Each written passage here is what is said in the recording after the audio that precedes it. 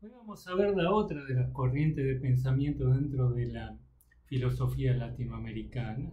Antes vimos la de Roy, que es la vertiente historicista. Hoy, a partir de Rodolfo Kusch, vamos a ver lo que se conoce como la vertiente fenomenológica o populista, que es la que se propone traspasar el plano empírico, que es el propiamente histórico, para acceder a un ámbito de realidad más primitiva, que es donde para esta corriente se hallarían las determinantes más fundamentales de todo desarrollo histórico, sus condiciones de posibilidad.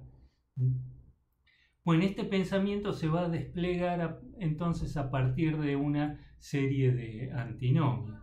Bueno, la antinomia de base que articula todo el discurso de Kusch es aquella entre el ser y el estar, que es una suerte de traducción del concepto heideggeriano de Dasein, el ser ahí.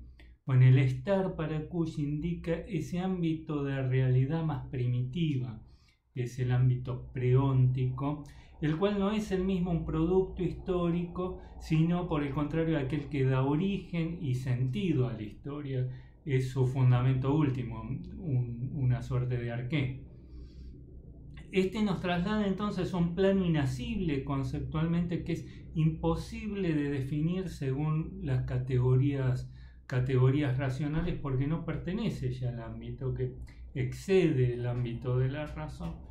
A él no se va a acceder para Kusch a través de la reflexión del lenguaje, sino que éste se nos muestra a sí mismo, se nos hace manifiesto a través de símbolos, de la gestualidad, que es el medio en que se mueven las culturas nativas. Pues de hecho Kusch afirma haber logrado penetrar ese ámbito de realidad más primitiva, haber hallado ese arqué latinoamericano en su viaje a Bolivia, en las culturas quechua y aymara, en el que es su libro más, probablemente el más importante, que es América Profunda, es donde nos relata sus hallazgos en esa travesía. Pues dice, es en la conciencia natural de los nativos en donde se forja ese antidiscurso que se opone al filosófico, que es para él inevitablemente distorsionante, esto es abstracto, reflexivo, y por lo tanto pierde de vista la totalidad primitiva en que anida el sentido. Bueno, el estar en realidad, dice, no es algo que refiere exclusivamente a América Latina. Se trata de una categoría universal, lo que Heidegger llamaba un existenciario, y por lo tanto se puede hallar también en Europa, solo que allá, dice, ese estar se encuentra sometido por el ser. Bueno, en América Latina también se reproduce ese mismo enfrentamiento, que en el Perú se expresa en la antinomia tradicional entre la costa y la sierra. La costa, dice, es el exceso de forma, y retengamos este concepto, mientras que la sierra es el del subyacer. La costa es el lugar de la cosificación, mientras que la sierra es el de la pura subjetividad, que es preobjetiva, anterior a la distinción entre sujeto y objeto, y en el que ambos se encuentran aún fundidos. Bueno, en la costa se despliega una visión abstracta, mecanicista del mundo, mientras que en la sierra se encuentra en una comunión inmediata con lo viviente, con el mundo de la vida, es el Lebenswelt de Husserl. Bueno, en fin, la costa es el ámbito de la reflexión y la sierra el de la sabiduría. Sin embargo, dice, entre esta lucha entre el ser y el estar, el primero nunca va a poder terminar imponiéndose, porque dice Kusch que esta resulta siempre parasitario del estar al cual siempre lo presupone. Y le cito, todo lo que es está sumergido en el estar. Para él entonces el estar es ontológicamente primero. Hacia el proceso de aculturación del estar se le va a poner el de la fagocitación del ser por parte del estar. Pues Kusch distingue aquí la cultura de lo cultural. Ese ámbito preóntico, que es el de lo cultural, sin embargo permanece en un estado magmático, pero es ahí justamente que reside la fuente de la fecundidad y también en el que nace la conciencia de la relatividad de todo lo viviente, donde todo se encuentra unido, imbricado, comunicado. La vida y la muerte, el orden y el caos se funden entre sí y resultan aún indisociables. El proceso de distinción es un proceso subsecuente que realiza la razón. Bueno, esto dice Kusch que es lo que le fue transmitido, lo que él infiere a partir de los dichos de su informante, que es Santa Cruz Pachacuti. Bueno, lo que nos lleva a esa otra categoría fundamental que le introduce, que es la de suelo. Pues la categoría de estar en Kusch está estrechamente asociada a la de suelo. El suelo es precisamente allí donde se está, donde uno está parado. No refiere Kusch a un lugar geográfico, sino a uno existencial. En definitiva, es el nombre del arqué. Y en tanto que fundamento, dice, es fundante y deformante a la vez. Y les leo una cita. El suelo no hace a lo empírico como el Río de la Plata, sino a la función de moldear o mejor deformar y en el fondo corromper la intuición de lo absoluto. Por eso, lo que cree poner a priori la mera razón sufre una ruptura y por ende una deformación.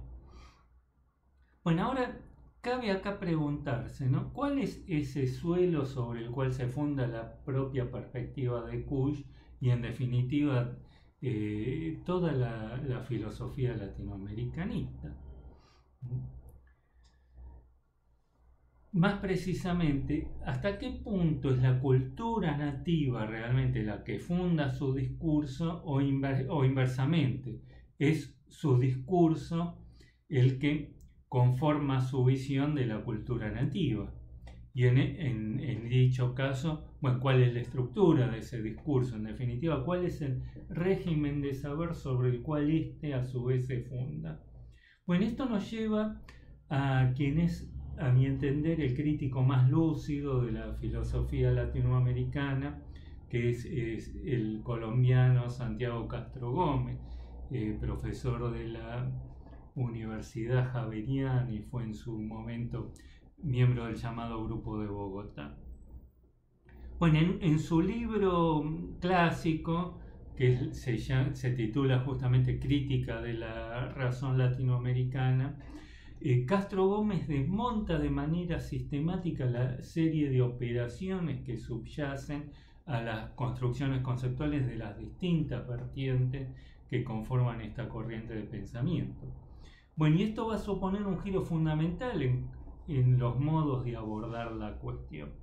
Como dice, no es la historia de las ideas latinoamericanas lo que nos interesa, sino la genealogía del latinoamericanismo. Fin de cita. Es decir, retomando acá un planteo de Foucault en Las palabras y las cosas, él va a afirmar, y le cito nuevamente: la genealogía no pretende en ningún momento representar esas voces, se refiere a las voces del pueblo, a las que el latinoamericanismo afirma expresar, ¿no? Todo lo contrario, busca excavar el suelo de los discursos latinoamericanistas que han pretendido hablar en nombre del pueblo y mostrar las capas heterogéneas sobre las que se construyen. Bueno, visto desde esta perspectiva, los filósofos latinoamericanistas así pecarían de cierta ingenuidad epistemológica, ya que permanecen ciegos a la serie de presupuestos que dan forma a su propio discurso, que es justamente lo que el enfoque genealógico se propone reconstruir. Bueno, al proyectar aquellas categorías que son constitutivas del mismo sobre un plano ontológico, dice, las reifica, obturando así la posibilidad de interrogación acerca de sus propios fundamentos conceptuales. En definitiva, ¿cuál es ese suelo de saber sobre el que esta filosofía se levanta y que la hizo concebible en última instancia? Bueno, el contrasentido fundamental a que dan lugar las narrativas anticoloniales en general consiste para Castro Gómez en que, y cito, desde las reglas de enunciación de la episteme moderna emerge un discurso que enuncia una exterioridad a ella. Es decir, lo que el filósofo latinoamericanista no alcanza a percibir es hasta qué punto su denuncia de la modernidad de la razón occidental, lejos de situarse por fuera de ella como una alternativa a la misma, se inscribiría plenamente dentro de sus marcos, reproduciendo inconscientemente ese régimen de saber que le es inherente y también el conjunto de antinomias que la atraviesan. Bueno, según Castro Gómez, esto explica también esa inestabilidad propia al discurso latinoamericano, esa oscilación permanente entre historicismo y fenomenología. Esto se relaciona con el desdoblamiento que señala Foucault como el rasgo definitorio del episteme moderno y en particular de su concepto de sujeto, el cual, como muestra Foucault en Las palabras y las cosas, va a ser un duplicado empírico y trascendental. Bueno, es la ambigüedad que va a dar lugar para Castro Gómez a esa oscilación antes señalada. Bueno, en este punto, sin embargo, es que tenemos que distanciarnos de la perspectiva de Castro Gómez, que es lo que veremos en la siguiente parte.